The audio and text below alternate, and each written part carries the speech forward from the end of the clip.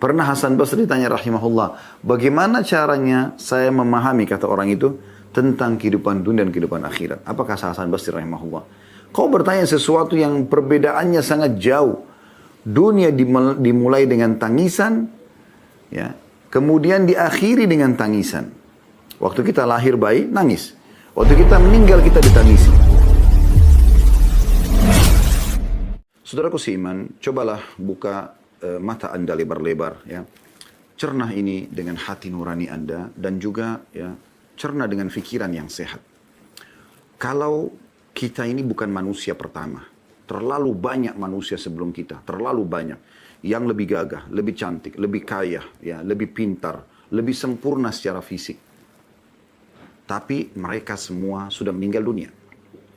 Kalau Anda sedang ke kantor misalnya, atau sedang keluar, di kota Jakarta pun, di ibu kota, Anda bisa temukan, begitu juga di kota Anda atau di desa Anda yang sedang mengikuti acara kita ini, Anda akan temukan kuburan ada di mana-mana. Kuburan itu teman-teman sekalian jangan hanya dilihat sebagai sebuah gundukan tanah dan batu nisan saja. Tapi Anda perlu renungi itu. Ziarahi kubur itu, kuburan muslim, Anda ucapkan salam sebagaimana diajarkan oleh Nabi SAW. Sebagaimana Nabi mengucapkan Assalamualaikum dara qaumin mu'minin. Keselamatan semoga tercurahkan untuk kalian wahai penghuni negeri orang-orang beriman. Perhatikan di sini Nabi SAW membahasakan ini agar kita menyadari kalau di dalam tanah itu ada manusia-manusia seperti kita. Ya, bahkan mungkin memiliki kelebihan jauh lebih banyak daripada kita. Tapi mereka sudah menyelesaikan umur yang sudah ditentukan oleh Sang Pencipta Allah, yaitu sudah tiba ajalnya. Ya.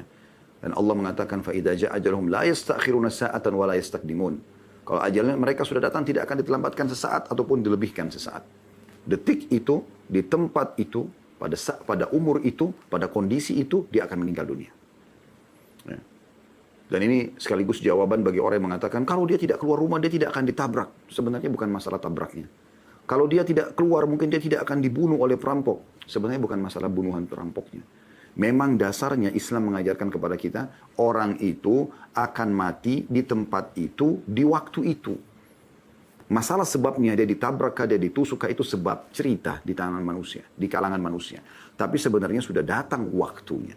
Sudah datang waktunya. Jadi artinya di detik itu, walaupun dia ada di ranjangnya, tetap dia akan meninggal dunia. Ditusuk oleh orang, ditabrak atau tidak ditabrak, tetap dia akan meninggal di saat itu. Itu makna daripada firman Allah tadi yang kami bacakan.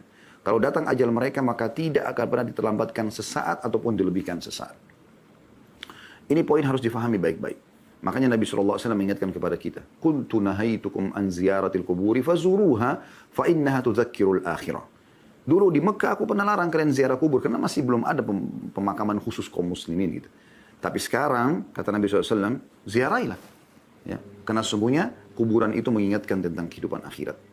Banyak orang-orang di sana yang sudah mendahului kita. Kita ini generasi manusia akhir-akhir. Karena Nabi Muhammad SAW adalah Nabi terakhir. Dan termasuk tanda-tanda hari kiamat adalah diutusnya beliau dan meninggalnya beliau SAW. Seperti yang dijelaskan dalam sebuah hadis. Artinya teman-teman sekalian, kematian itu yang merupakan awal menuju ke akhirat di depan mata. Dan kita harus paham masalah ini. Jangan terus-menerus lalai, bangga dengan kesehatan yang dia miliki, bangga dengan prestasi-prestasi yang dia dapatkan. Padahal semua itu akan ditinggal oleh dia. Kita boleh mengejar apa yang bisa kita kejar dari kebaikan-kebaikan dunia, selama bukan hal yang haram. Karena Allah sebutkan dalam surah Al-Qasas, surah nomor 28 ayat 77. A'udzu billahi minasyaitonir rajim wabtaghi fima ataqallahu daral akhirah wa la tansa nasibaka minad dunya. Ya.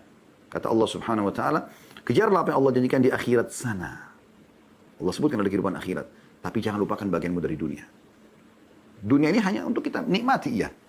Kita punya rumah, pekerjaan, menjaga nama baik, menjaga kesehatan, ya, tapi bukan tujuan utama. Tujuan utama seorang muslim adalah akhirat. Kehidupan di sana, ya. Dimulai dari kematian, kemudian ada alam barzah di kuburan, kemudian hari kebangkitan nanti hisab, lalu kemudian surga atau neraka. Ini satu paket, demi Allah ini benar, dan ini adalah rukun iman kita, tidak boleh ada keraguan sedikit pun. Jadi jangan terus-menerus lalai teman-teman sekalian ini. Terus sibuk dengan nyari-nyari kesalahan orang, fitnah, ghibah, sibuk dengan itu, sibuk ya selalu anggota tubuhnya melakukan kemaksiatan-kemaksiatan kepada Allah SWT tanpa taubat, melalaikan kewajiban-kewajiban ibadah. Ini semua teman-teman sekalian, Anda akan sesali nanti. Anda akan sesali. Waktu Anda yang sudah berlalu tidak bisa Anda kembali untuk memperbaiki, kalaupun misalnya ya Ada amal-amal yang Anda kerjakan, amal soleh yang kurang. Atau Anda tinggalkan, tidak bisa Anda minta kepada Allah, ya Allah kembalikan saya di umur 17 tahun, dulu ada sholat duhur, saya nggak sholat, saya mau sholat ya Allah. Walaupun Anda masih hidup, tidak bisa lagi.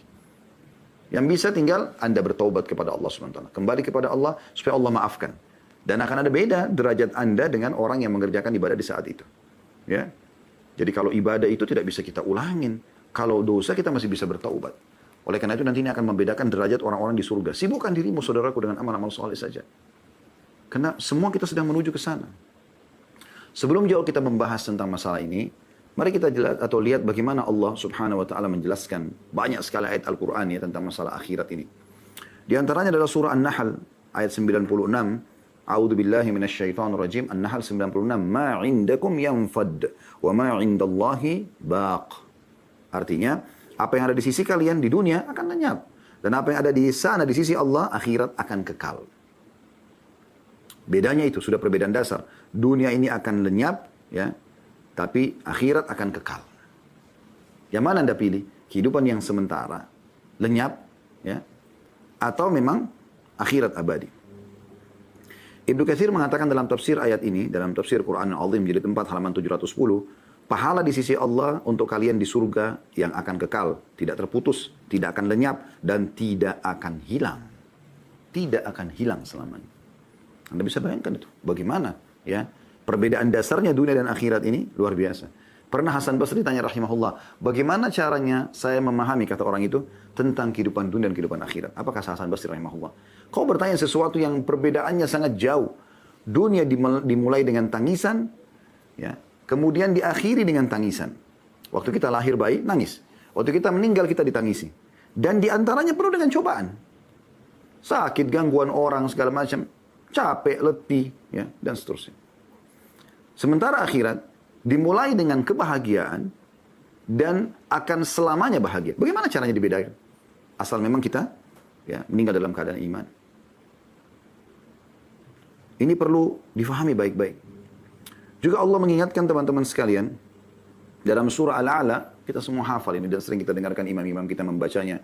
Baik di rakaat pertama sholat Jumat atau Anda dianjurkan di rakaat pertama sholat witir membaca surah Al-A'la. Di ayat 16 dan 17-nya apa Allah bilang? A'udzu billahi minasyaitonir rajim. Bal tu'thirunal hayatad dunya wal akhiratu khairun wa abqa. Sayangnya kata Allah, kalian sibuk mengejar kehidupan dunia ini. Sedangkan kehidupan akhirat lebih baik dan lebih kekal.